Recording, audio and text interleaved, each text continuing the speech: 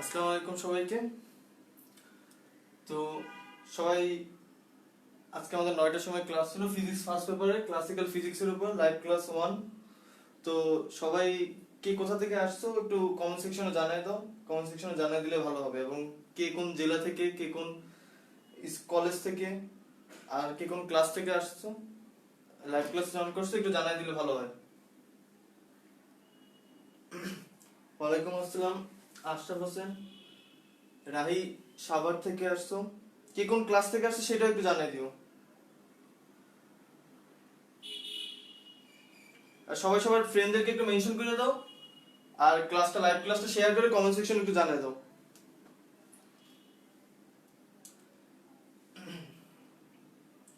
হ্যাঁ, ব্লার হচ্ছে আসলে নেটওয়ার্কের সমস্যার কারণে মেবি।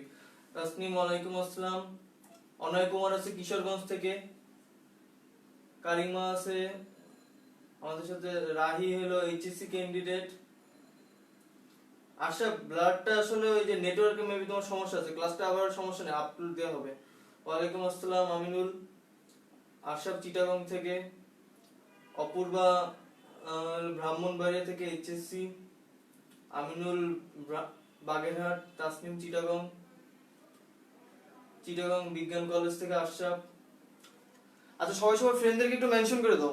সবাই সবার ফ্রেন্ডদেরকে একটু মেনশন করে দাও, কে কোন ক্লাস থেকে, কে কোন জেলা, কে কোন কলেজ থেকে আসছে একটু জানাই দাও। আর তোমরা যদি আমার কথা ক্লিয়ার শুনতে পাও আর বোর্ড ক্লিয়ার দেখতে পাও তাহলে কমেন্ট সেকশনে জানাই দাও। কাপ্তাই থেকে আছে Rokeya. Tasnim HSC candidate.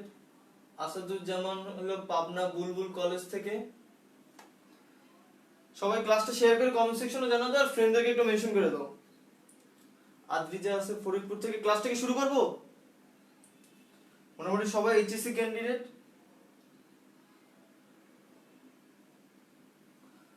Thanks Alia.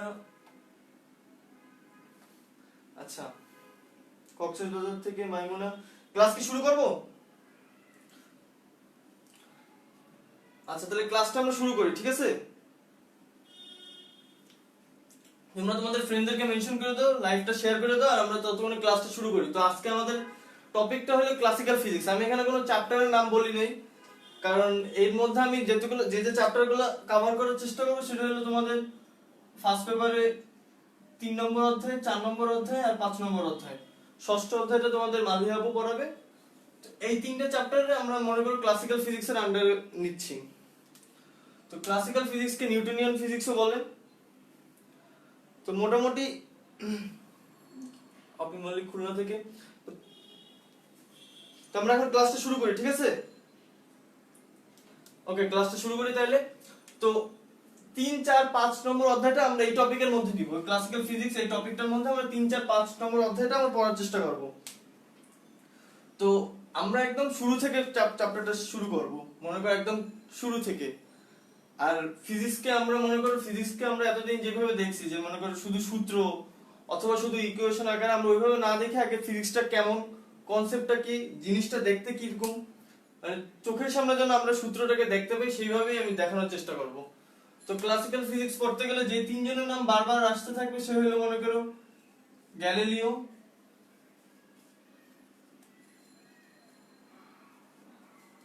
Kepler আর নিউটন। এই 3 জনের নাম আমাদের বারবার সামনে আসবে। তো তো তোমরা ক্লাসটা সবাইকে একটু মেনশন করে দিও, ঠিক আছে? তো আমরা এই টপিকে শুরু করবো। তো গ্যালিলিও নিয়ে আমি একটা এক্সপেরিমেন্ট মেবি গ্রুপে শেয়ার করছিলাম, যে এক্সপেরিমেন্টে কি ছিল, একটা এরকম বল ছিল, লোহার বল ছিল, আর এরকম একটা পাখির পলক ছিল, ঠিক আছে? পাখির পালক ছিল, দুইটা একসাথে ফালানো হয় একই উচ্চতা থেকে বায়ুশূন্য একটা ভ্যাকুয়াম রুমে। তো এই দুইটা একই সময় পড়ে, ঠিক আছে? একই উচ্চতা থেকে ফালানো হয়, তো দুইটা একই সময় পড়ে। তো মোটামুটি যখন আমরা বাস্তব লাইফে এই পরীক্ষাটা করি তখন কিন্তু একসাথে পড়ে না। তখন কি হয় যে দেখা যায় বলটা আগে পড়ছে, পাখির পালকটা অনেক পরে পড়ে। এটার কারণটা কি? আমরা কারণটা মনে করো বাতাসের বাধা থাকতে পারে। এখন আমরা এই জিনিসটাই অন্য কিছু একটা দিয়ে প্রমাণ করার চেষ্টা করি, মাত্রা সমীকরণ দিয়ে দেখি এটা প্রমাণ করা যায় নাকি। সবাই কথা ক্লিয়ার শুনতে পাচ্ছ কিনা একটু জানাই দাও, কথা ক্লিয়ার শুনতে পাচ্ছ কিনা, বোর্ড ক্লিয়ার দেখতে পাচ্ছ কিনা।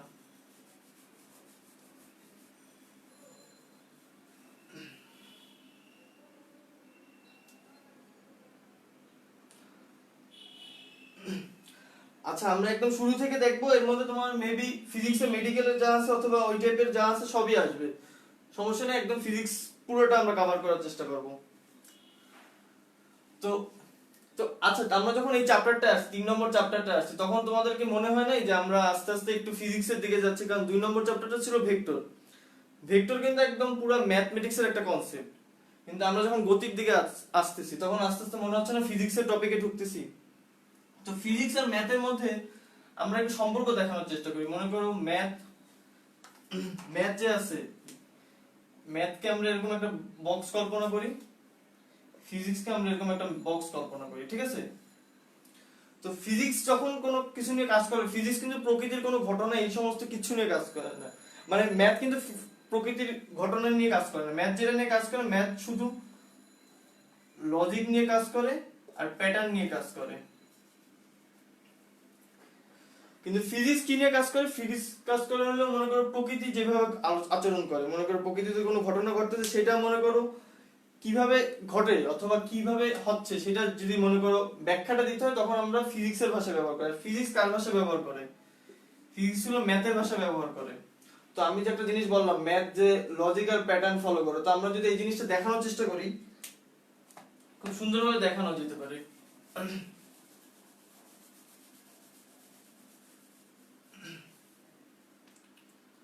আচ্ছা, তো 0 ফ্যাক্টরিয়াল সমান সমান 1 সবাই দেখছো। আচ্ছা, কেউ কি জানো 0 ফ্যাক্টরিয়াল সমান সমান 1 কেন? একটু কমেন্টে জানাও তো।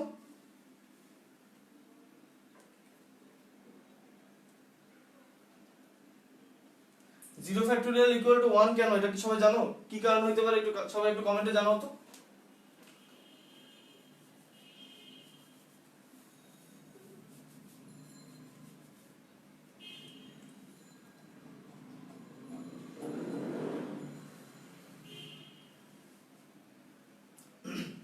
সবাই সবাই সবার ফ্রেন্ডকে একটু কমেন্ট সেকশনে মেনশন করে দাও। আর কেউ জানো কিনা বলো 0 ফ্যাক্টরিয়াল ইকুয়াল টু 1 কেন হয়?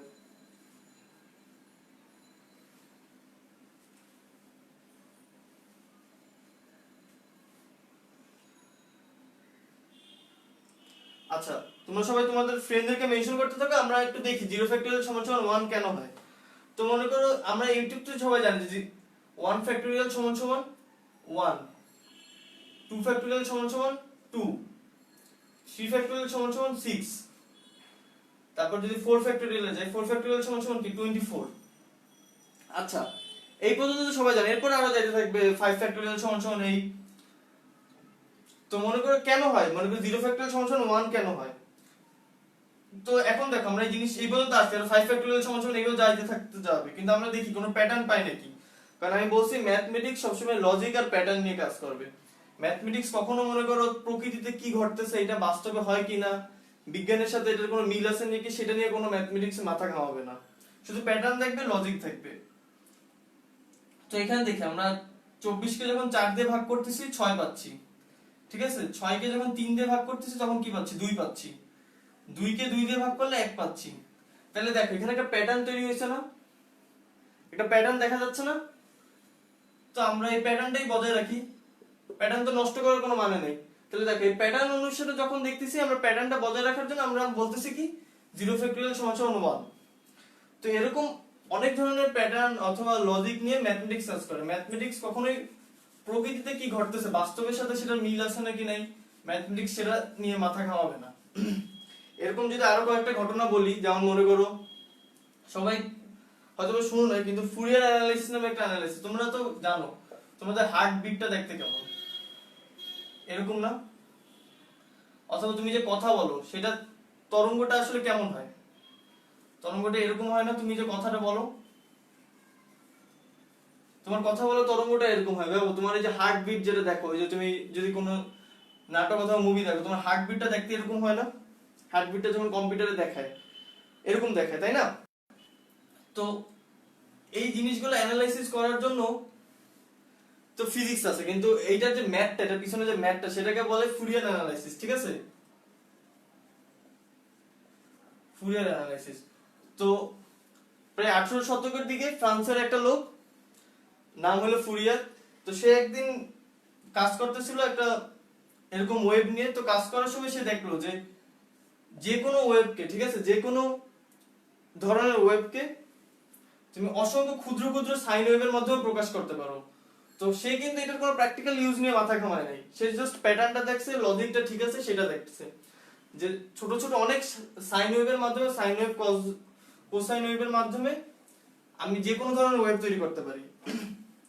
আর ফিজিক্স কি করলো? ফিজিক্স তার এই লজিকটা ব্যবহার করলো, লজিকটা ব্যবহার করে ফিজিক্স এটাকে নিজের কাজে ব্যবহার করলো। এখন দেখো তুমি যে ফোনে কথা বলো, সেই কথাটা দেখতে একটু এরকম হয়, তাই না? তুমি যে কথা বলো ফোনে, তোমার যে কথা, তুমি যে ভয়েসটা হয়, সেটা তো দেখতে এরকম হয়, তাই না? ভয়েসের ওয়েভটা। তো এইটাকে যদি আমি কোনোভাবে সুন্দর সাইন ওয়েভ, কোসাইন ওয়েভের মাধ্যমে নিতে পারি, তারপর কি হবে? সাইন ওয়েভ, কোসাইন ওয়েভ থেকে আমি 0 1 1 0 1 0 করে ডিজিটাল ফরম্যাটে নিতে পারলেই তো হলো। তাইলে তো আমি তথ্য আদান প্রদান করতে পারবো, তাই না? তো ম্যাথমেটিক্স এর কাজ হলো জাস্ট প্রকৃতি নিয়ে কোনো মাথা ঘামাবে না, জাস্ট লজিক আর প্যাটার্ন দেখবে।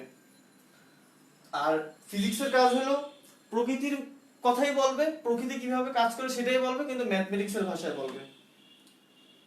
তো এক প্রকারে মনে করো ফিজিক্সকে অ্যাপ্লাইড ম্যাথমেটিক্স বলা যায়। সবাইকে এইটুকু পর্যন্ত ক্লাসে বুঝছো? সবাই একটু জানো তো এই পর্যন্ত বুঝছো কিনা? আচ্ছা, আমি তোমরা একটু সবাই কমেন্টে জানো, আমি একটু তোমাদের কমেন্টে পড়ে দেখি। আমাদের সাথে আছে উম্মে হাসিবা,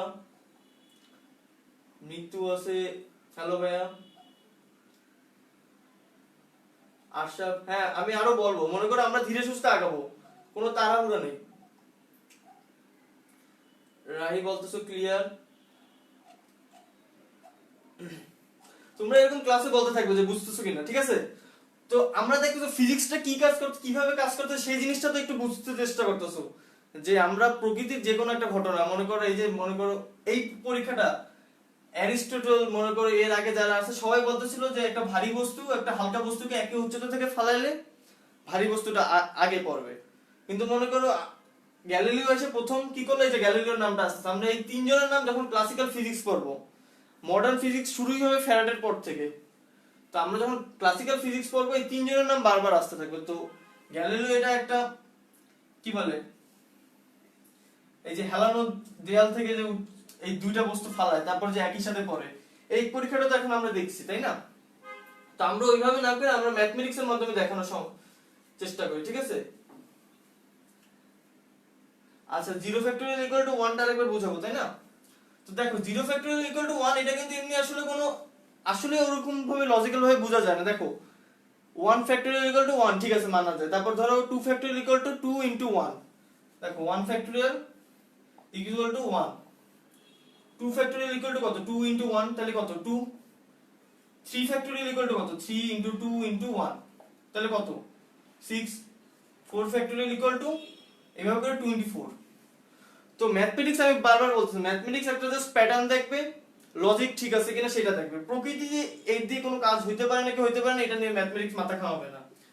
তো এখান থেকে ভাগ করলে 4 দিয়ে, এখান থেকে 4 দিয়ে ভাগ করলে 6 আসে, 3 দিয়ে ভাগ করলে 2 আসে, 2 দিয়ে ভাগ করলে 1 আসে। তাহলে আমরা কি আমাদের প্যাটার্ন নষ্ট করার কোনো মানে আছে? তো আমরা 1 দিয়ে ভাগ করব। তো হ্যাঁ আমিনুল বলছো ঘর্ষণ না থাকলে একসাথে পড়বে, হ্যাঁ সেটাই আমরা দেখাবো। এটা সবসময় একসাথেই পড়ার কথা, কিন্তু আমাদের বায়ুর যেহেতু বাধা আছে, বায়ু যেহেতু ঘর্ষণ জনিত বল হিসেবে কাজ করতেছে এখানে, তাই এটা আলাদা করে পড়ে। সমস্যা নেই, ক্লাস প্রশ্ন করতে থাকো, আমার সমস্যা নেই। তুমি ফিজিক্স রিলেটেড যে কোনো প্রশ্ন করবে, আমি অ্যানসার দেওয়ার চেষ্টা করব, এখন না দিতে পারলে কমেন্টে দেওয়ার চেষ্টা করব। তো আমরা আস্তে আস্তে ফিজিক্সের দিকে যাচ্ছি, তাই না? তো ফিজিক্সের দিকে যেহেতু যাচ্ছি, ফিজিক্সের সবচেয়ে সুন্দর যে পরীক্ষাটা আমি কেবল বললাম, অথবা আমি গ্রুপে একটা ভিডিও দিছি, তো চলো সবাইকে একটু মাত্রা দেখাই। তিনটা মাত্রা সম্পর্কে তোমাদের তো আইডিয়া আছে, কি ছিল তিনটা মাত্রা? সময়, তারপর কি ভর, আর একটা কি আছে দূরত্ব। তো সময়ের মাত্রা কি ছিল? টি ছিল, ভরের মাত্রা কি ছিল? এম ছিল, আর দূরত্বের মাত্রা এল ছিল। এইটুকু তো সবাই জানো, 9 10 এ ছিল এটা। তো এই তিনটা মাত্রা দিয়ে মোটামুটি আমাদের অনেক সবগুলোর মাত্রাই মোটামুটি প্রকাশ করা যায়। যেমন মনে করো যদি বেগ ধরি, বেগের মাত্রা কি?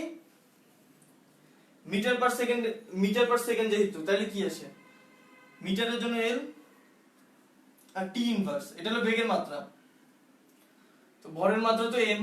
তারপর মনে করো যদি আমি ত্বরণ নিই, ত্বরণের মাত্রা কি? এল টি ইনভার্স 2। এটুকু তো সবাই মোটামুটি জানো।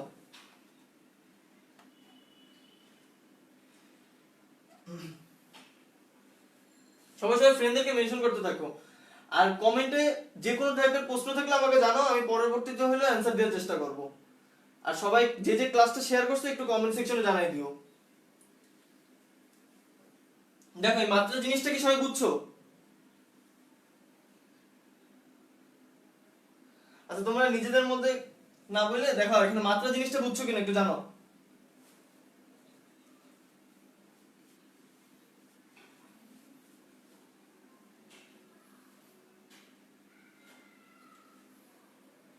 মাত্রা বুঝছো?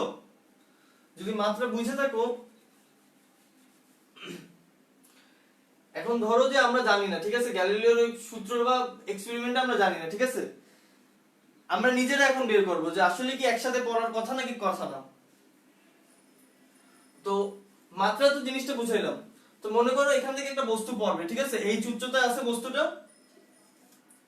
এই উচ্চতা আছে বস্তুটার ভর ধরো m, আর এখানে ধরো g এর মান 10, ঠিক আছে। তো এই উচ্চতা আছে। এখন ধরো আমি গ্যালিলিওর কোনো সূত্র জানি না, গ্যালিলিওর এক্সপেরিমেন্ট সম্পর্কে জানি না, আমাকে প্রশ্ন করা হলো যে এই বলটা এই উচ্চতা থেকে কত টাইমের মধ্যে পড়তে পারে, ঠিক আছে। তো আমরা কি করতে পারি, যে এখন এই বলটা পড়তে কত সময় লাগতে পারে? টি সময়। আমাদের কাছে কোনো সূত্র নেই, এখন আমরা বের করবো সূত্র যে কি হইতে পারে। তো এটা যে পড়তে পারে, বলটা যে পড়তে পারে কিসের উপর ডিপেন্ড করে? এই বলটা পড়াটা কিসের উপর ডিপেন্ড করে? ধরলাম যেখানে যে যে জিনিসগুলো আছে আমরা সবগুলো ইউজ করলাম, ধরো এইচ এর উপর ডিপেন্ড করে, এইচ আলফা। আলফা কেন লিখছি দেখো, এটা সরাসরি টিটা কি সরাসরি এইচ এর সমানুপাতিক না বর্গের সমানুপাতিক না কিউবের সমানুপাতিক আমরা জানি না, তো আমরা একটা মাত্রা দিয়ে রাখলাম আলফা, ঠিক আছে। এই যে বলটা পড়তে যে সময় লাগে সেটা হলো টি সময়। তো টি সময়টা কিসের উপর ডিপেন্ডেন্ট আমরা সেটা একটু বের করব। ধরো যে টিটা এইচ আলফার উপর ডিপেন্ডেন্ট, আলফা দিছি কারণ আমরা জানি না, ধরো আমরা এই সূত্রটা এখনো জানি না, আমরা নিজেরা দেখবো যে কি কির উপর ডিপেন্ড করে। এটা কি জি এর উপর ডিপেন্ড করে? অবশ্যই করে। তো আমরা এটারও মাত্রা জানি না, যে এটা স্কয়ার না কিউব আমরা জানি না, আমরা বিটা দিয়ে রাখলাম। আর ধরলাম আমরা মনে করি যেহেতু জানি না, আমরা ধরলাম যে ভরের উপরও ডিপেন্ড করে, ঠিক আছে, ভরের উপরে ডিপেন্ড করে। তো ভরের মাত্রা দিলাম আমরা গামা। এইটুকু পর্যন্ত সবাই বুঝছো কিনা একটু বলো।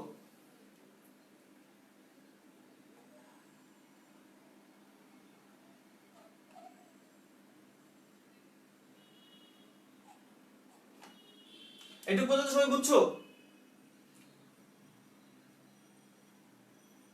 সবাই আমাকে জানো এইটুকু পর্যন্ত বুঝছো কিনা। আচ্ছা ক্লিয়ার বলছো রাহি, তাহলে আমি সামনে আগাই। তো এইটুকু পর্যন্ত যেহেতু বুঝছো, এখন দেখো আমি মাত্রায় নিব, ঠিক আছে, কনস্ট্যান্টের মাত্রা তো দেওয়া লাগবে না। এখন দেখো সময়ের মাত্রা কি? টি না, সময়ের মাত্রা টি। আচ্ছা এবার দেখো এইচ এর মাত্রা কি?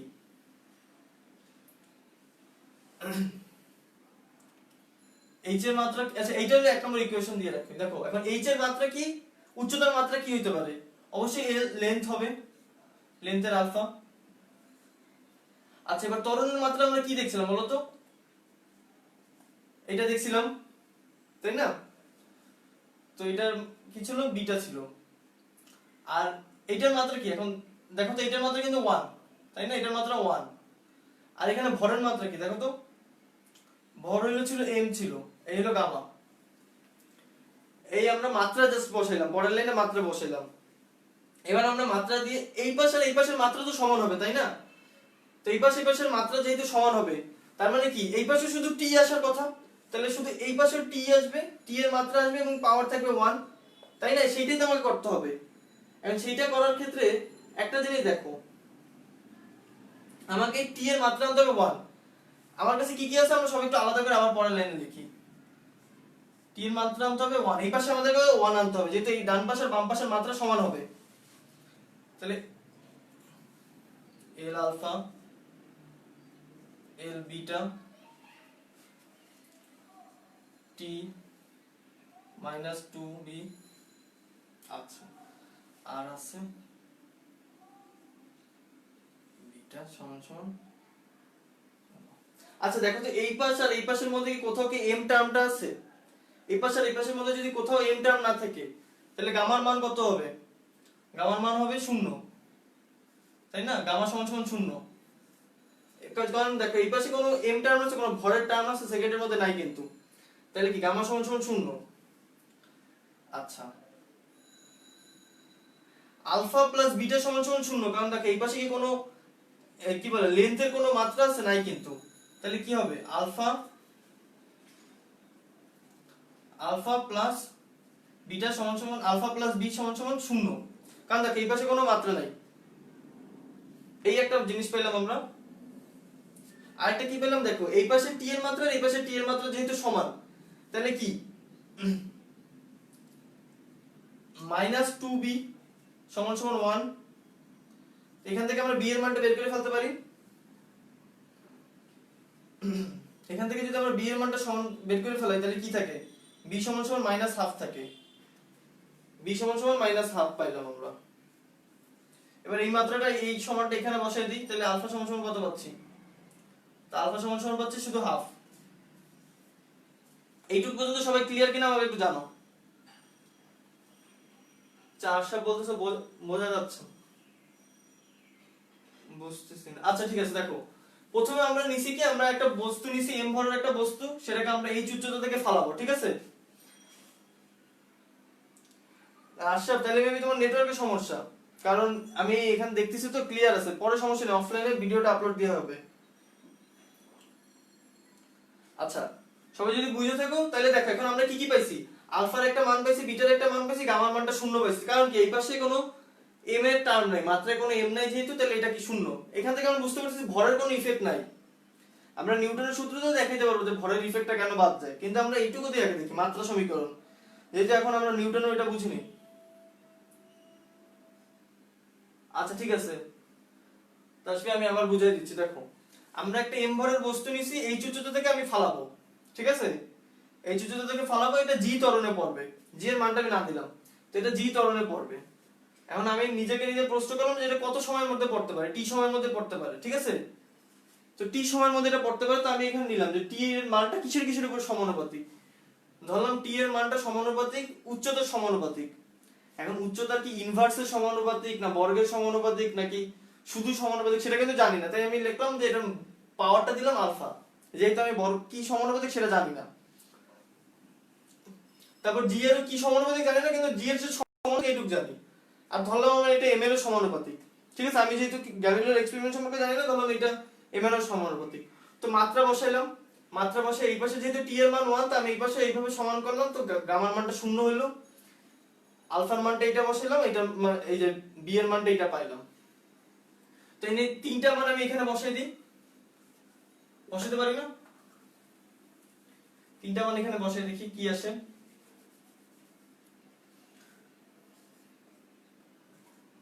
আলফার মান কত পাইছি? আলফার মান পাইছি হাফ। আচ্ছা বিটার মান পাইছি হলো হাফ, মাইনাস হাফ। জি এর মান হলো তাহলে মাইনাস হাফ। আর এম এর মান যেহেতু 0, তো পরেরটা আমরা এমটা বাদ দিয়ে দিতে পারি। আচ্ছা সমস্যা নেই, তোমরা যতবার বুঝতে যাবে বোঝানোর চেষ্টা করবো। তো এটা যেহেতু হাফ, হাফ মানে কি রুট, আর এটা তো 1 হয়ে গেল, তাহলে কি বাকি রইল h/g। তাই মোটামুটি একটা ইকুয়েশন কিন্তু আমরা পাইছি। তো পরের লাইনে যদি যাই তাহলে কি থাকে, t² সমানুপাতিক h/g, আর যদি সমানুপাতিক ধ্রুবকটা সরাই দিই তাহলে কি থাকে ch/g। এইটুকু সবাই বুঝছো কিনা সেটা আমাকে বলো।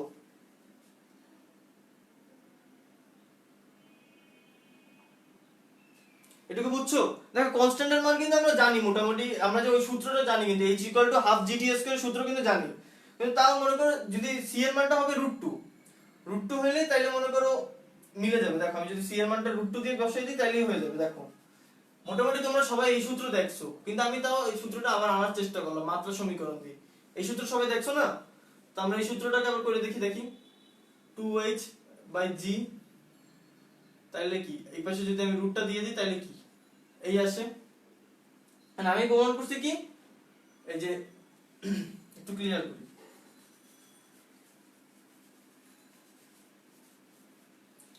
আর আমি কি প্রমাণ করছি, t সমানুপাতিক √h/g। তো এইটার সাথে যদি এটা তুলনা করি তাহলে আমি কি দেখতে পাচ্ছি, আমার যে c এর মানটা সেটা সমান সমান আসতেছে √2,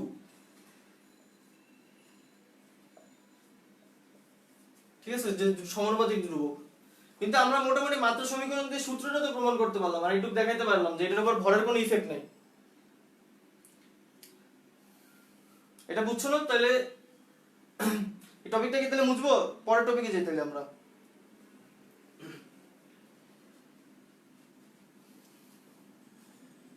আচ্ছা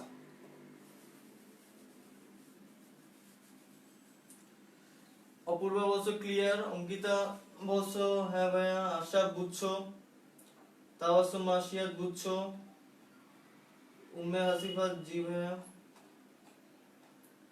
আচ্ছা সবাই সবার ফ্রেন্ডদেরকে একটু মেনশন করে দিও, ঠিক আছে?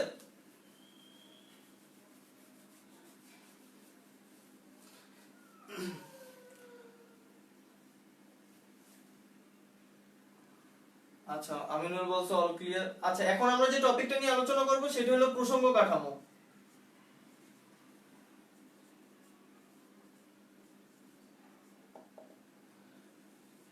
প্রসঙ্গ কাঠামো আছে দুই প্রকার, আমি একটু বড় করে লিখি দেখি তোমাদের সুবিধা হবে। প্রসঙ্গ কাঠামো দুই প্রকার, জড় প্রসঙ্গ কাঠামো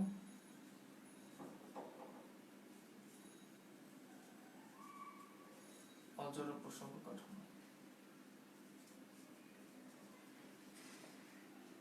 ঠিক আছে,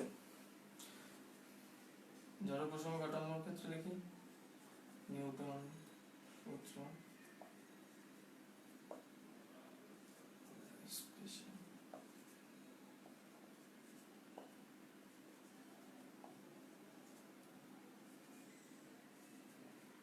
জেনারেল রিলেটিভিটি।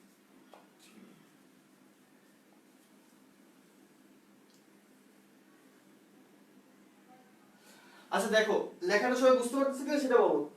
দেখো জড় প্রসঙ্গ কাঠামো আছে মূলত দুই প্রকারের প্রসঙ্গ কাঠামো আছে, একটা কি জড় প্রসঙ্গ কাঠামো আর একটা হলো অজড় প্রসঙ্গ কাঠামো।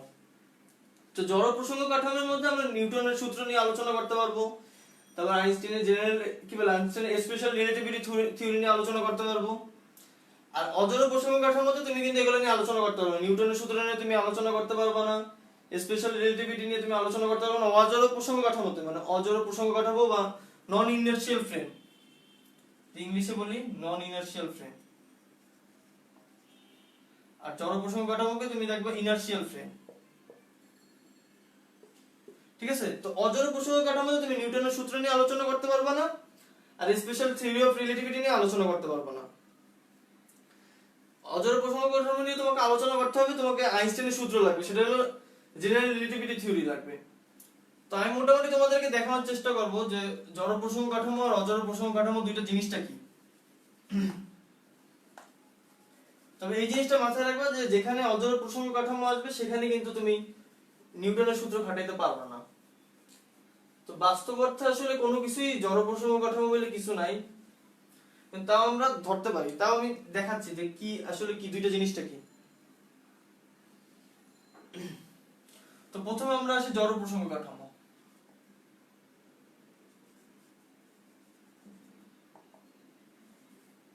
এটা শর্ত কি?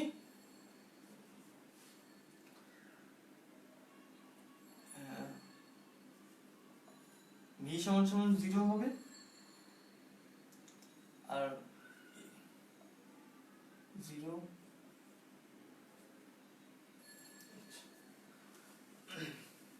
এটার একটাই শর্ত, এ সমান সমান 0 হইতে হবে।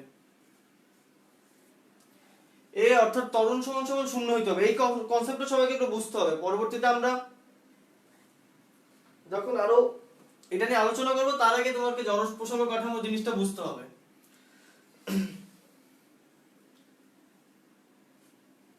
আচ্ছা আর একটু বলবো আশরাফ। আচ্ছা উম্মে হাসিবা আমি বড় করে লিখবো, আর একটু বড় করে লেখেন। আচ্ছা তোমরা সবাই কি তাহলে আগের লেখাটা মেবি তাহলে পড়তে পারো নি? আমি আর একটু জিনিসটা লিখি। জড় প্রসঙ্গ কাঠামো মূলত নিউটনের যত সূত্র আছে, নিউটনস ল খাটানোর জন্য তোমাকে জড় প্রসঙ্গ কাঠামো থাকতে হবে মাস্ট। আরেকটা হলো কি, স্পেশাল রিলেটিভিটি খাটানোর জন্য তোমাকে জড় প্রসঙ্গ কাঠামো থাকতে হবে। ঠিক আছে, এখন জড় প্রসঙ্গ কাঠামোটা কি? জড় প্রসঙ্গ কাঠামোটা হলো এমন একটা প্রসঙ্গ কাঠামো যেটা ত্বরণটা শূন্য হবে। তো প্রসঙ্গ কাঠামোটা কি আসলে? প্রসঙ্গ কাঠামোটা হলো তুমি আসলে যেটার সাপেক্ষে নিজের বেগটা আলোচনা করো অথবা কোনো কিছুর বেগ নিয়ে আলোচনা করো। ধরো যে একটা গাড়ি যাচ্ছে, ঠিক আছে, একটা গাড়ি এই দিক বরাবর যাচ্ছে। এখন এই গাড়িটা যে চলতেছে এটা তুমি আসলে কিসের সাপেক্ষে আলোচনা করো? মনে করো এই একটা গাছ আছে, হ্যাঁ, তুমি মনে করো এই মোমেন্টের একটা ছবি তুললা, ঠিক এই মোমেন্টের একটা ছবি তুললা। ছবি তুলে তুমি দেখলে গাড়িটা এখানে আছে। এবার তুমি এর পরের মোমেন্টের একটা ছবি তুললা, কিছু সময় পরে তুমি আরেকটা ছবি তুললা।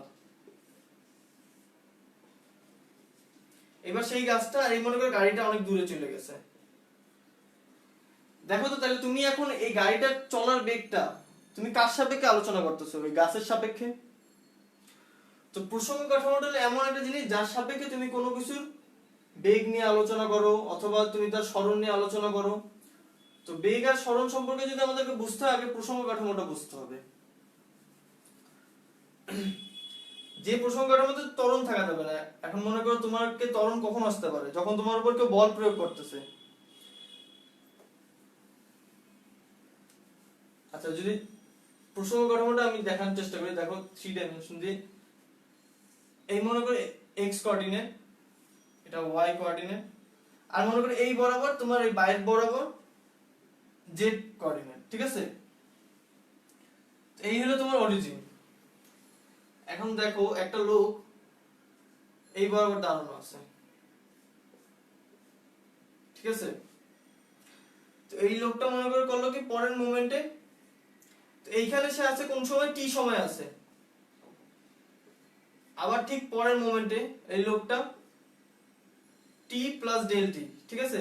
ডেল টি কারণ কি একটু পরের সময় যাচ্ছে, এর সরণ হয়েছে এখান থেকে একটু পর্যন্ত সরণ হয়েছে। ফার্স্টে ধরো তো আমি এর মাথা দিয়ে আমি সরণটা ধরি, ধরো এই বরাবর y, এখন t প্লাস ডেল টি সময় এর একটু সরণ হয়েছে, ধরলাম এই সরণটা হলো y প্লাস ডেল টি।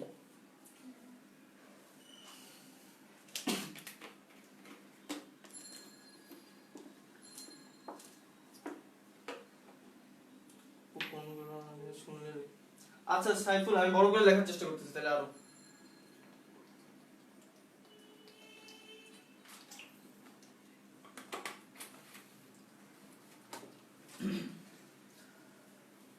আর একটু বড় করে লিখতেছি তাহলে দেখতে সুবিধা হবে। আমি একটা ওয়ান ডাইমেনশনই নিই, ঠিক আছে? ধরো এটা একটা ওয়ান ডাইমেনশন পথ, ঠিক আছে? এখানে শুধু x আছে আর আমি এই সাইডকে পজিটিভ ধরে নিলাম, এই সাইডকে আমি পজিটিভ ধরলাম, আর এটা হলো সেই 0 0 পয়েন্ট। তাহলে আমি এই সেই গাছ, ঠিক আছে? তো এই একটা লোক দাঁড়ানো আছে, একটা লোক গাছ থেকে তার সরণ হলো এক্স, মানে দূরত্ব হলো এক্স গাছ থেকে, আর এটা হলো টি সময়, টি সময় সে গাছ থেকে এক্স দূরত্ব ছিল, ঠিক আছে। তো এখন হলো কি, পরে তুমি ডেল টি, মনে করো এই লোকটা একটু সামনে আগাইলো, কত সময় পরে সামনে আগাইলো, ডেল টি সময় পরে সামনে আগাইলো, কত দূর আগাইলো, x plus del x, del x হলো মানে সে এত দূর আগাইছে, ঠিক আছে। তো টোটাল সে কত সময় আগাইলো, টি প্লাস ডেল টি। এইটুকু সবাই বুঝছো কিনা সেটা দেখো।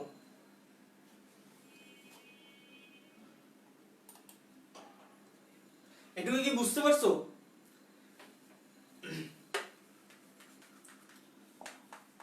দেখো ফার্স্টে সে টি দূরত্ব ছিল, এরপর এইটুকু সে ডেল টি সময় সে অতিক্রম করলো, আর ডেল টি সময় সে কতটুকু আগাইলো, আগের অবস্থান থেকে কতটুকু আগাইলো, আগের অবস্থান থেকে সে ডেল এক্স সমান আগাইলো, সে ডেল এক্স সমান আগাইছে। তখন এই জিনিসটাকে আমি কিভাবে নিতে পারি, সে আগে ছিল কোথায়, তার শেষ অবস্থানটা কোথায়, তার শেষ অবস্থানটা যদি আমি লিখি তাহলে তার শেষ অবস্থানটা হলো এরকম,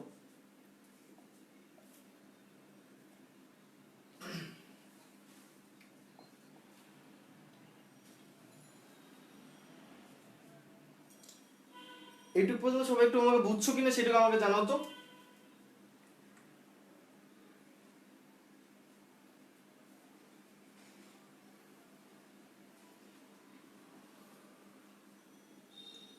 আচ্ছা, তো এই জিনিসটাকেই বলে আসলে হলো তোমার বেগ। এই যে তুমি যে এতটুকু সময় তুমি যে এই যে দূরত্বটা অতিক্রম করছো, দেখো তুমি আগে ছিল x, তুমি ডেল টি সময় তুমি আবার ডেল x পরিমাণ আগাইলা, তাহলে এখন তোমার টোটাল সরণটা কত হইলো, x plus del x, x plus del x, আর তোমার সময় কত নিচ্ছ তুমি, t প্লাস ডেল t। তো এই জিনিসটাকে বলা হলো dx বাই dt। আর dx বাই dt টা কি বলতো, সময়ের সাথে তোমার দূরত্বটা কত বাড়তেছে, অথবা সময়ের সাথে তোমার সরণের হার, তাই না। আর এই জিনিসটাকে আমরা কি বলি, বেগ বলি। এই জিনিসটা যদি বুঝে থাকো, আমি আরো জিনিসটা ডিপলি ভাবে বোঝানোর চেষ্টা করি। দেখো একটা ওয়ান ডাইমেনশনাল মোশন দেখি, আমরা শুধু ওয়ান ডাইমেনশন নিয়ে এখন আলোচনা করব, পরবর্তীতে আমরা টু ডাইমেনশনে যাব। তো মনে করো এই একটা ওয়ান ডাইমেনশন, তো এই হলো অরিজিন, এই হলো সেই লোকটা, ঠিক আছে। এই সেই লোকটা, সে বর্তমানে এই অরিজিন থেকে মনে করো x দূরত্ব, x নট দূরত্বে আছে, ঠিক আছে। তো আমি যদি t সময়, যেহেতু সরণটা কি t এর একটা ফাংশন, t ইকুয়েশন লিখতেছি এবং এই ইকুয়েশনটা আমি বোঝানোর চেষ্টা করব।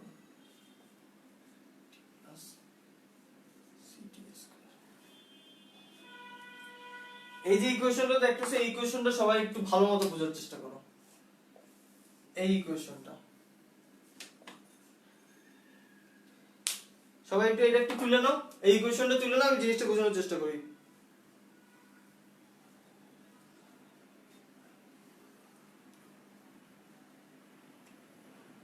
এই ইকুয়েশনটা কি সবাই তুলছো?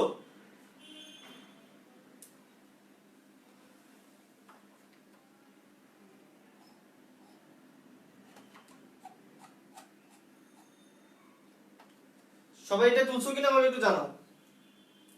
এটা হলো x অক্ষে,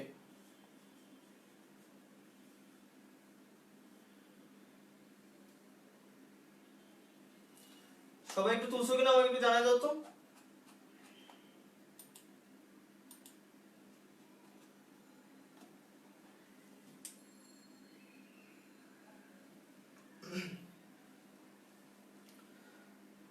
এটা হলো x অক্ষ বরাবর, এই হলো ওয়ান ডাইমেনশনাল, আমি একটা মোশনের কথা বলছি, ঠিক আছে।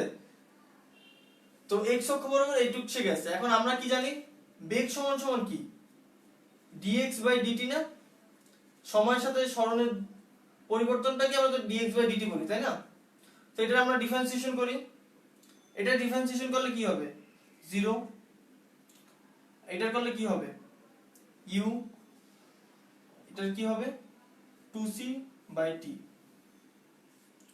এটা হলো ওয়ান ডাইমেনশনাল স্পেসে x অক্ষে তোমার বেগের সমীকরণ। x অক্ষে এটা হলো সরণ, আর এটা হলো x অক্ষে তোমার বেগ।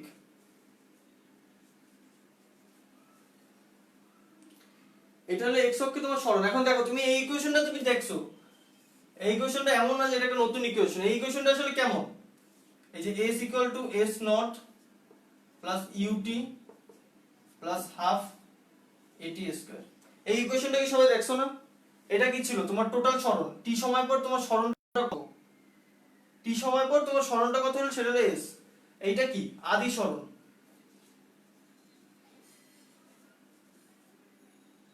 আদি সরণ।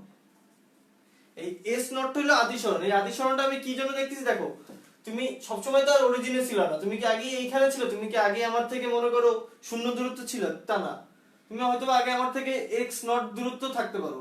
তো সেই জিনিসটা বোঝানোর জন্য হলো আদি সরণ।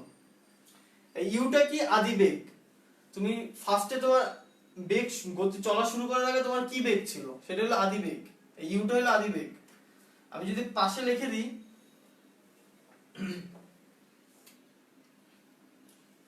ইউ সমান সমান হলো আদি বেগ। সবাই এদিকে হয়তো দেখতে পাবো না, আমি দেখি উপরে লেখা যায় নাকি।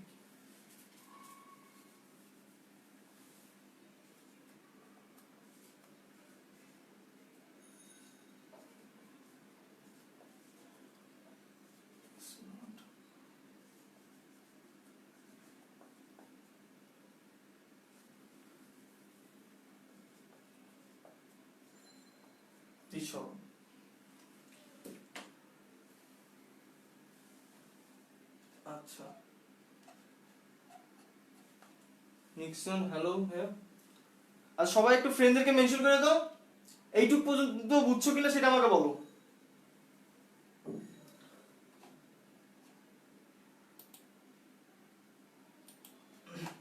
যারা যারা আসো সবাই একটু ফ্রেন্ডদেরকে মেনশন করে দাও তো।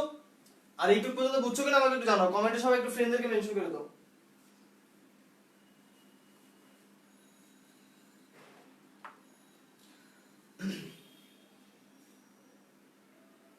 আচ্ছা সবাই সবার ফ্রেন্ডদেরকে একটু মেনশন করে দাও তো, ফ্রেন্ডদেরকে মেনশন করে দাও আর কমেন্টে একটু জানাও যে এই পর্যন্ত আমি ক্লাসের শুরু থেকে যা যা বলছি বুঝছো কিনা।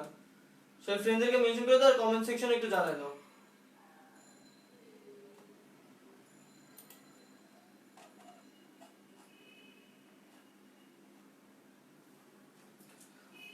সবাই একটু কমেন্ট সেকশনে সবাই ফ্রেন্ডদেরকে মেনশন করে দাও।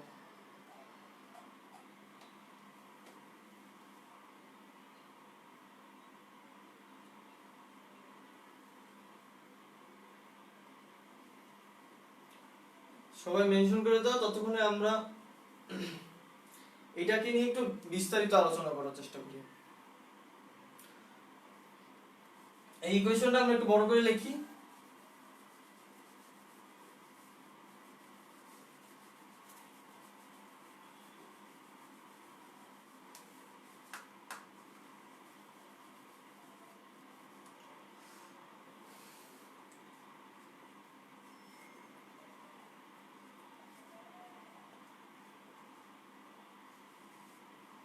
ওয়ান ডাইমেনশনাল মোশন নিয়ে। আচ্ছা সবাই একটু ফ্রেন্ডদেরকে মেনশন করে দাও। আচ্ছা ধন্যবাদ আমিনুল।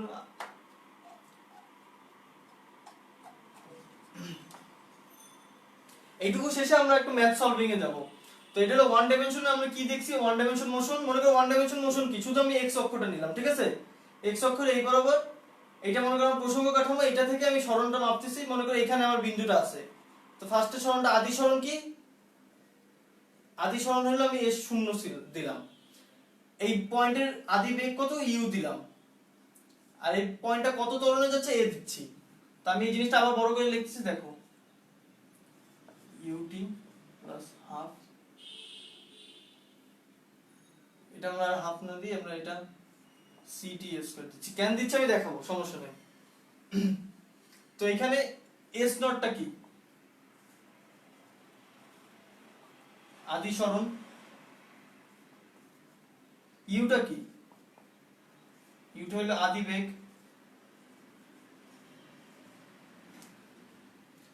তো এই পর্যন্ত কি সবাই দেখছো? তো এখন আমরা এটাকে যদি বেগ পাওয়ার জন্য আমরা কি করি, সরণকে সময়ের সাথে ডিফারেন্সিয়েট করি। তো আমরা সেই কাজটাই করি, সরণকে ধরো সময়ের সাথে ডিফারেন্সিয়েট করি, তাহলে কি পাবো, এটাতে ডিফারেন্সিয়েট করলে 0, এটা জাস্ট ইউ থাকে, আর এটা থাকে হলো 2c স্কয়ার।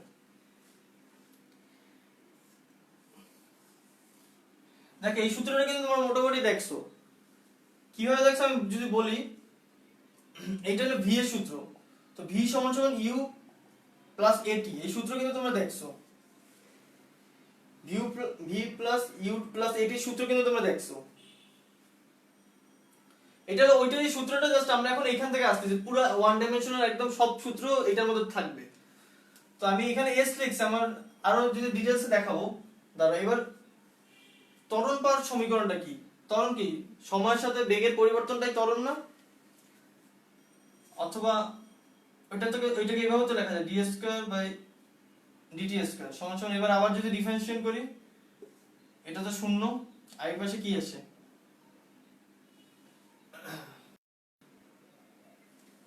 এটা আসে হইলো 2c জাস্ট।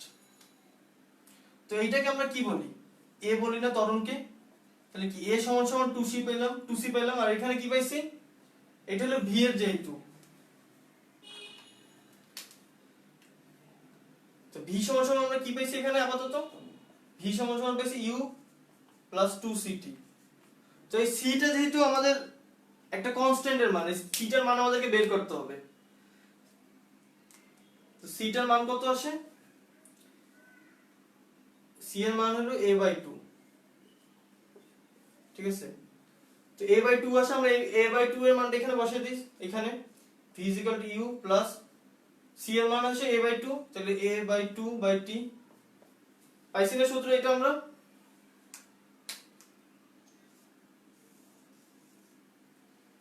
এটা পর্যন্ত কি সবাই বুঝছো?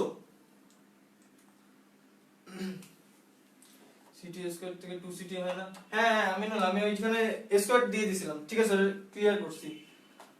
আমাদের সাথে একটু যারা যারা নতুন জয়েন করছো, একটু সবাই কমেন্ট সেকশনে জানা দাও তো। রেজওয়ান আসছে পটুয়াখালী থেকে,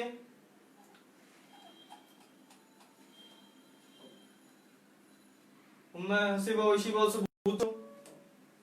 আচ্ছা, তো এই জিনিসটা না অনেক ভাবেই দেখানো যায়। এটা মনে করো জাস্ট আমি এক্স অক্ষ দেখাইলাম, যদি আমি ওয়াই অক্ষ লিখি তাহলে জাস্ট ইকুয়েশনটা এরকম চেঞ্জ করে জাস্ট এরকম হবে আমি দেখাই। যদি মনে করো এক্স অক্ষ হয় তাহলে এটা জাস্ট দেখতে এরকম হবে, এক্স অক্ষ জাস্ট হইলে তাহলে এক্স নট ইউটি প্লাস কি, এটা তো আমরা পাইছি হাফ এটি স্কয়ার। যদি জাস্ট এটা মনে করো এ এক্স লিখে আর ইউ এক্স লিখি, ওয়াই অক্ষ হয় তাহলে হলো Y nought plus U Y plus T plus half A Y T square. আর জেড অক্ষ হলে সেম ভাবে এভাবে লিখে দিতে পারবা।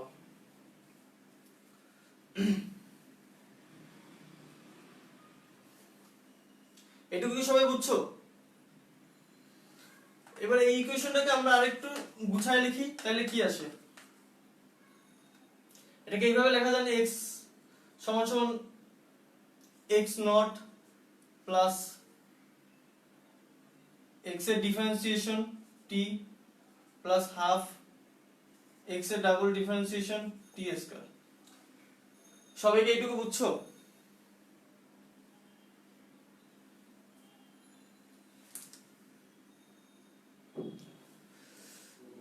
ইমরান পটুয়াখালী থেকে, তোমরা কি ওয়ান ডাইমেনশনাল মোশনটা বুঝছো? তাহলে আমরা একটু গ্রাফ নিয়ে যাই, গ্রাফের দিকে আলোচনা যাই।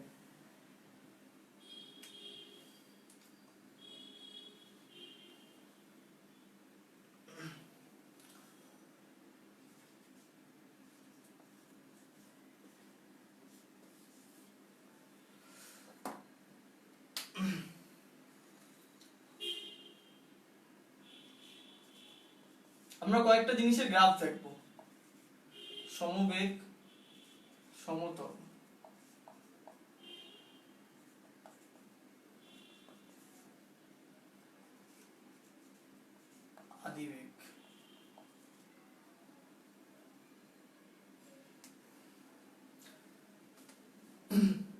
আচ্ছা, এবার আমরা প্রথমে সমবেগেরটা নিয়ে দেখি, ঠিক আছে? সমবেগের কি সংজ্ঞাটা কি? সবসময় বেগ একই থাকবে, মানে সময়ের সাথে বেগের কোনো পরিবর্তন হবে না। তো এটার যদি আমি গ্রাফ নিই, এটার গ্রাফটা দেখতে কিরকম হবে? সমবেগের যদি গ্রাফ নিই আমি, সমবেগের গ্রাফটা দেখতে হবে, সমবেগের গ্রাফটা দেখতে হবে এরকম। এটাতে আমি নিই, এই এটা হলো সমবেগের গ্রাফ। এই যদি ভি হয়, এটা টি। এই জিনিসটা সবাই একটু তুলে নাও। আমরা এই গ্রাফ দিয়ে মনে করো অনেক অঙ্ক সহজেই করতে পারবো। এইটা হলো সমবেগের গ্রাফ। দেখো এখানে সময়ের সাথে ভি এর মানের কোনো পরিবর্তন হয় না, একই রয়েছে ভি এর মান। তার মানে কি এটা সমবেগের গ্রাফ? সবাই জিনিসটা দেখছো কিনা একটু বলে দাও। এই সমবেগের গ্রাফটা দেখে থাকো। এরপরে 2 নম্বরে আমরা যাই হলো সমতল। 2 হলো সমতল।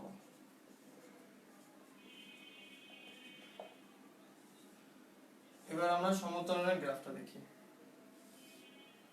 দেখো এটা হলো সমতলের গ্রাফ, ভি টি। তো এখানে কি হচ্ছে? সময়ের সাথে বেগের মানটা বাড়তেছে, কিন্তু একটা নির্দিষ্ট পরিমাণে বাড়তেছে। আমি যদি এইটুক থেকে এইটুকের ডিফারেন্স নিই, মনে করো এইটুক থেকে এইটুকের যে ডিফারেন্স, আবার এইটুক থেকে এইটুকের ডিফারেন্স একই, মানে বেগটা বাড়তেছে কিন্তু একটা নির্দিষ্ট হারে, তাই এটা সমতল। কিন্তু এখানে কিন্তু আদিবেগটা শূন্য, কারণ কি এটা অরিজিন থেকে শুরু হয়েছে, এজন্য আদিবেগটা শূন্য। তো আদিবেগ শূন্য না, এরকম একটা গ্রাফ দেখি তাহলে আমরা, তাহলে জাস্ট এরকম হবে। এই গ্রাফগুলোকে বলে ভিটি কার্ভ। তো ভিটি কার্ভের আলোচনা তুমি মেবি ম্যাথ সেকেন্ড পেপারে অষ্টম অধ্যায়ে তুমি ভিটি কার্ভ পাবা। তো এইটা দিয়ে অঙ্কগুলো অনেক সহজে করা যায়। এই ধরো আদিবেগ তোমার ছিল, এই হলো আদিবেগটা ইউ, আর এখানে কিন্তু আদিবেগটা শূন্য। তো এই দুইটা গ্রাফ পাইলাম, তিনটা গ্রাফ পাইলাম। এখন যদি প্রশ্ন আছে যে এই গ্রাফগুলোর আসলে ব্যবহারটা কি, তাই না? তো এই গ্রাফগুলো কিন্তু অনেক গুরুত্বপূর্ণ। মনে করো এটা দিয়ে তুমি ত্বরণটা আর সরণটা তুমি অনেক সহজেই বের করতে পারবা। তো আমরা কয়েকটা গ্রাফ আঁকাই, তারপর দেখাই ব্যবহারটা।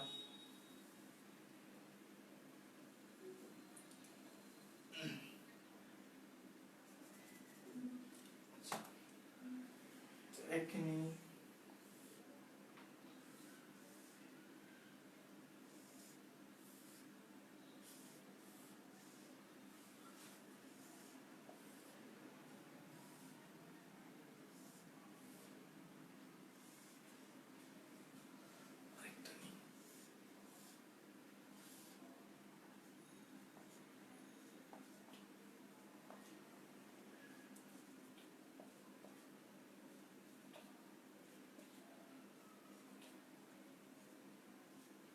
সবাই এইটুকু একটু তুলো তো, সবাই জিনিসটা একটু তুলে নাও।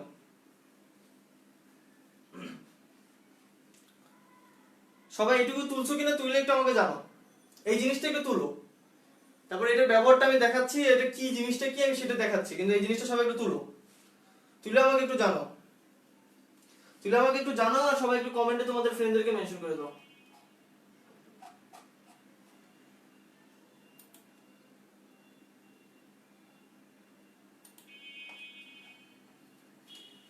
তুলে একটু সবাই আমাকে জানো।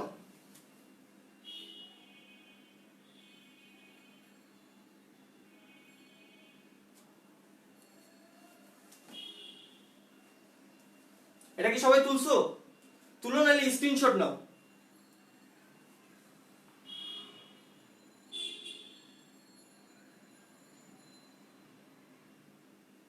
এটা আসলে এটা দিয়ে আমি এখনো ম্যাথ করি, এটা জাস্ট ম্যাথ করবো আমরা পরে নেক্সট ক্লাসে। কিন্তু এই জিনিসটা একটু সবাই তুলো, এটা টপিকটা বুঝিয়ে দিই, এটা দিয়ে তারপর আমি ম্যাথটা নেক্সট ক্লাসে দিচ্ছি। তুলছো তো, স্ক্রিনশট নিছে এইটুকু?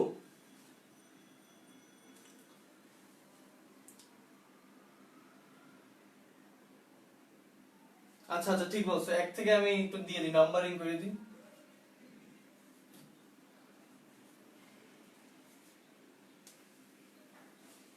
আচ্ছা আমি ডান, তাহলে তাহলে আমি বুঝানো শুরু করি। দেখো এইটা তো তুমি দেখছো, এটাতে কি আছে? আদিবেগটা আছে, আদিবেগের একটা মান আছে। তো আমি এইবার আমার একটা ক্ষেত্রফল নিই। এইটা থেকে আমি আরেকটা, আচ্ছা এইটারও আমি আরেকটা দিয়ে আরেকটা গ্রাফ দিই। শুরুটা আমি এইটা দিয়ে শুরু করি।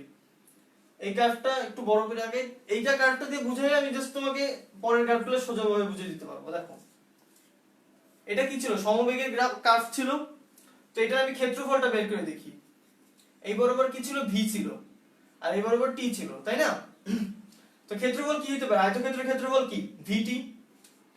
আয়তক্ষেত্রের ক্ষেত্রফল তো ভিটি।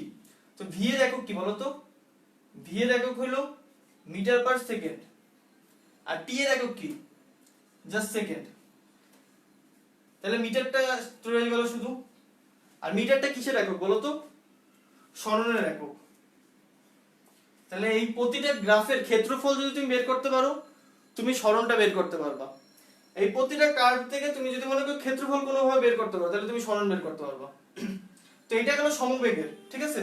এটা হলো আদিবেগ থাকবে। আদিবেগ থাকলেও কি তুমি মনে করো এর ক্ষেত্রফলটা বের করতে পারবো। এটার ক্ষেত্রফলটা মনে করো তুমি বের করে দেখাবা। এটা এইচডব্লিউ রইলো, ঠিক আছে? এক নম্বরটা এইচডব্লিউ দিলাম। এবার আমি এইটা দেখাই। দেখো এটাতে কি হয়েছে, মনে করো তুমি ফার্স্টে একটা গাড়ি চালাচ্ছিলাম, সমতলের গাড়িটা চালাচ্ছিলে, সামনে দেখলে তোমার কোনো একটা কারণে তোমাকে ব্রেক চাপতে হচ্ছে।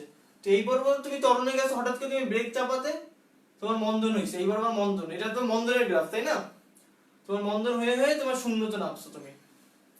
তো ফার্স্টে তুমি ত্বরণে গেছো, হঠাৎ করে তুমি ব্রেক চাপছো, ব্রেক চাপে তুমি মন্দনে গেছো। তো এটারও তুমি ক্ষেত্রফলটা বের করতে পারবা। দুইটা ত্রিভুজ আছে, এই যে এই বরাবর ভি, এটা বের করা তেমন একটা কঠিন হবে না। তো আমরা এইটার যদি ক্ষেত্রফল দেখি, এই বরাবর ভি, তাহলে উচ্চতা ভি আর এই দূরত্বটা হলো টি। এখন এটা কি একটা ত্রিভুজের মতো দেখতে না? তাহলে সরণটা কত হবে এটার, ভিটি। সরণটা আমরা এটা বের করে ফেলছি, দেখছো এই গ্রাফের মাধ্যমে ইজিলি সরণটা বের করা যাচ্ছে। এটা সরণটা কি হয়েছে, ত্রিভুজের ক্ষেত্রফলটা জাস্ট বের করছে, হাফ ভিটি। উচ্চতা হলো ভি, ভূমি হলো টি। এবার সেম ভাবে এটাও বের করা যাবে। এইটা হলো উচ্চতা মনে করো ভি, আর এই ভূমি টি, তাহলে এটাও কি হাফ ভিটি। আচ্ছা,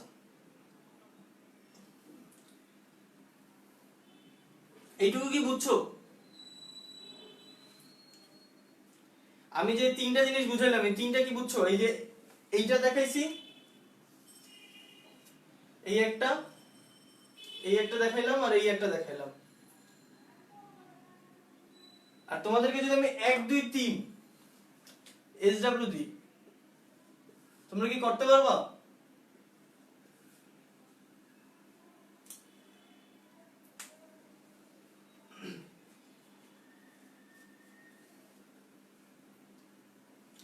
এক 1 2 3 কি তোমরা পারবা? জিনিসটা দেখো তো, যদি এটা এসডব্লিউ দিই।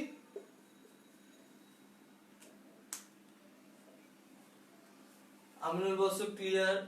আচ্ছা আমিনুল, তোমরা একটু জানাও যে আমি যদি এক, এই আমি এগুলা মুছে দিই।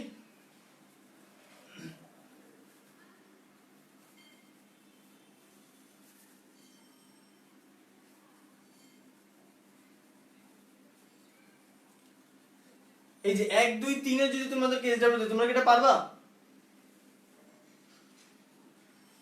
তো কমেন্টে জানাও তো, 1 2 3 দিয়ে যদি আমি এসডব্লিউ দিই।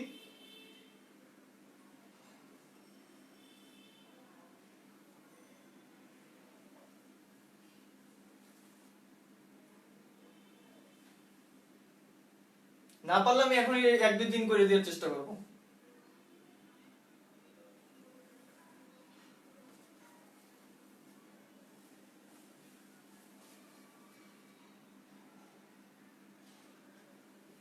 আচ্ছা 3 নম্বরটা মেবি পারবা না বলছো। আচ্ছা ঠিক আছে, 1 2 তো পারবা। আচ্ছা 3 নম্বরটা আমি করে দিচ্ছি। তো 1 2 এর তোমরা একটু ছবি তুলে নাও। আমি যদি ছবিটা পারি আর আমি একটু ক্লিয়ার করে দিই, ঠিক আছে? 1 2 টা আমি একটু ক্লিয়ার করে দিই, তোমরা স্ক্রিনশট নিয়ে নিও। আমি একটু ক্লিয়ার করে দিচ্ছি। এটা হলো 1 নম্বর। 1 নম্বর গ্রাফটা দেখতে এরকম। এই হলো ভি, এই হলো টি, এই আদিবেগ কিউ। তোমাকে আমি বললাম যে এস এর মান কত, মানে সরণ কত। ক্ষেত্রফলটা কিন্তু সরল, তুমি এটা জাস্ট ক্ষেত্রফলটা বের করবে, সরণ হয়ে যাবে। আর 2 নম্বরটা কি ছিল, 2 নম্বরটা ছিল এরকম। তুমি হঠাৎ করে ত্বরণে গাড়ি নিয়ে যাচ্ছিল, হঠাৎ করে তুমি সামনে কিছু একটা কারণে থামা লাগছে, এই হলো তোমার টোটাল টি সময়, আর এইটুকু হলো ভি। ঠিক আছে, যে ত্বরণে গাড়ি যাচ্ছিল সেই ত্বরণে সেই মন্দনে গাড়িটা থামছে, এই কারণে তোমাকে এই ঢাল নিয়ে ভাবতে হবে না। ঠিক আছে, এই পাশে আর এই পাশের কোণ থিটা, এইটারও কোণ থিটা। ঠিক আছে, এখন তুমি কোনটা বের করতে, এটার ক্ষেত্রফলটা বের করতে পারবে না?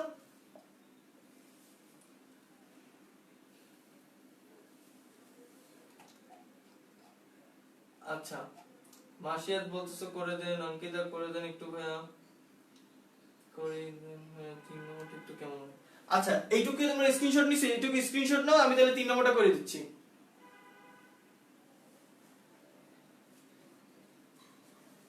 3 নম্বরটা করে দিলে এই দুটো তোমরা সহজেই পারবে। আরো এটুকু ছবি তুলছো?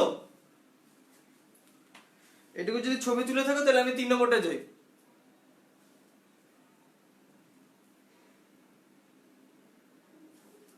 আচ্ছা, এইটুকু ছবি তুলছো, তাহলে আমি 3 নম্বরটা যাই।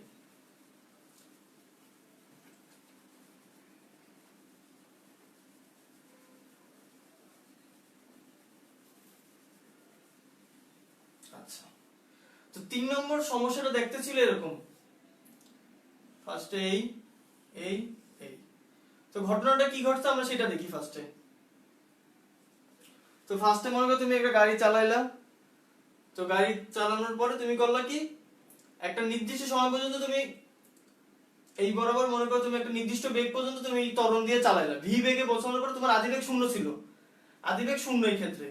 তো তুমি ভি বেগ পর্যন্ত পৌঁছানোর আগ পর্যন্ত তুমি সমত্বরণে গাড়ি চালাইছো, চালানোর পরে তুমি করলা কি, এখানে এসে সমবেগে গাড়ি চালাইছো, এই বরাবর কিন্তু তাহলে সমবেগ, আবার এই বরাবর সমমন্দন। ঠিক আছে, তো তুমি যেটা করতে পারো, তুমি এইটাকে 3টা ভাগে ভাগ করতে পারো। এটা হলো T1 ভাগ, এইটুকু T2, আর এইটুকু কি T3।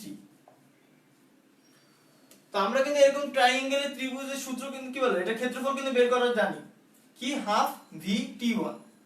ভি পর্যন্ত যেহেতু পৌঁছেছে, উচ্চতা হলো ভি, আর সময় গেছে T1 পর্যন্ত, আর এইটুকু কি ক্ষেত্রফল, আয়তক্ষেত্রের ক্ষেত্রফল কি ভি T2, যেহেতু T2 সময় পর্যন্ত সমবেগে গেছে। আবার এটা কি, এটার মতোই দেখতে, তাহলে কি হাফ ভি T3, এটাই হলো এটার ক্ষেত্রফল। বুঝছো কিনা বলছো, নাহলে আমি আরেকবার বুঝাচ্ছি। এটুকুর ক্ষেত্রফলটা কি বুঝছো? এই ক্ষেত্রফল বের করাটা কি বুঝছো? আমি 3টা ভাগে ভাগ করে নিয়েছি, এটাকে T1 ভাগে ভাগ করছি, এটাকে T2 ভাগে ভাগ করছি, আর এটাকে T3 ভাগে ভাগ করছি। 3টাকে 3 ভাগে ভাগ করে আমি ক্ষেত্রফলটা বের করছি।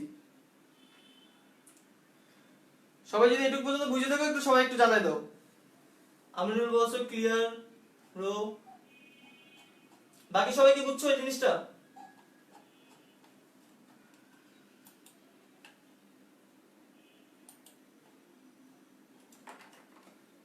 যার একটু সমস্যা আছে আমাকে একটু বলো, তাহলে আমি আরেকবার বুঝাবো যদি কারো সমস্যা থাকে। সবাই একটু জানাই দাও যে ক্লিয়ার কিনা।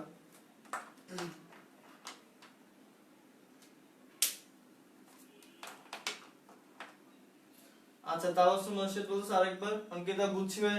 আচ্ছা, তাওয়াসসুম মাসিদ দেখো তুমি, আমরা ফার্স্টে এইটুকুর ক্ষেত্রফলটা বের করব। ঠিক আছে, আমি এটাকে 3টা ভাগে ভাগ করছি। ঘটনাটা আগে আসলে কি ঘটছিল, ফার্স্টে তুমি গাড়ি নিয়ে যাচ্ছ না, তো তুমি একটা সমতরণে গাড়িটা নিয়ে ভি বেগ পর্যন্ত গেলা, গিয়ে তুমি করলা কি, ত্বরণ আর দিলা না, মানে অ্যাক্সিলারেশন তুমি অফ করে দিলা, তুমি জাস্ট গাড়িটাকে সমবেগে রাখলা। তো এই গাড়িটা কিছুক্ষণ আবার সমবেগে গেল, ধরলাম T2 সময় ধরে, ফার্স্টে T1 সময় ধরে তুমি অ্যাক্সিলারেশন চাপিয়ে রাখছো, তো এটা T1 সময় ধরে ত্বরণ হইছে, T1 সময় ধরে। এরপর T2 সময় তুমি সমবেগে গেছো, হঠাৎ করে তোমার আবার মনে হলো যে তুমি জায়গায় পৌঁছে গেছো, তোমার যে জায়গায় পৌঁছানোর কথা ছিল সেই জায়গায় তুমি পৌঁছেছো, তুমি আবার T3 সময় ধরে সমমন্দনে চললা। ঠিক আছে, তো এখানে 3টা অংশ ঘটছে। একটা কি হয়েছে, তুমি T1 সময় সমত্বরণে গেছো, T2 সময় সমবেগে গেছো, T3 সময় সমমন্দনে গেছো। বেগে গেছো যেহেতু, বেগে গেলে কিন্তু কার্ভটা এরকম তৈরি হয়, আমরা দেখছিলাম। যেহেতু সমবেগ, যেহেতু তাহলে কি সব জায়গায় সমান বেগে গেছে। এখানে সমত্বরণ যেহেতু, বেগ বৃদ্ধির হারটা সব জায়গায় সমান, এজন্য একটা ত্রিভুজের মতো তৈরি হয়েছে। তো আমরা ফার্স্টে এই ত্রিভুজটার ক্ষেত্রফল বের করছি। ত্রিভুজের ক্ষেত্রফল কি ছিল, হাফ ইনটু ভূমি গুণ উচ্চতা।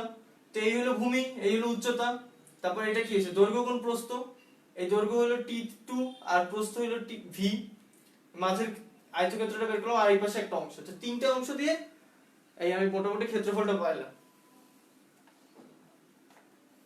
এবার কি বুঝছো? তাও তোমার সাথে এবার কি বুঝছো জিনিসটা?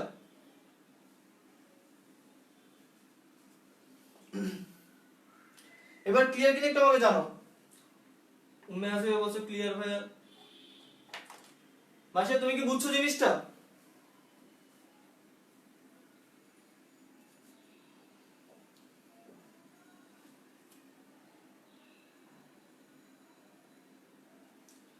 জিনিসটা একটু বুঝলে আমাকে একটু জানাই দাও, না বুঝলে সমস্যা নেই, আমি আরেকবার বোঝানোর চেষ্টা করবো।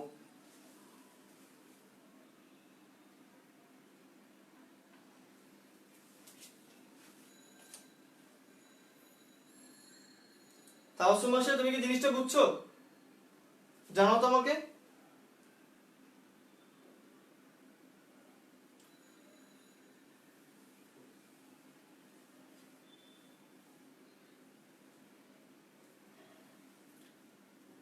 আচ্ছা ঠিক আছে, বুঝছো।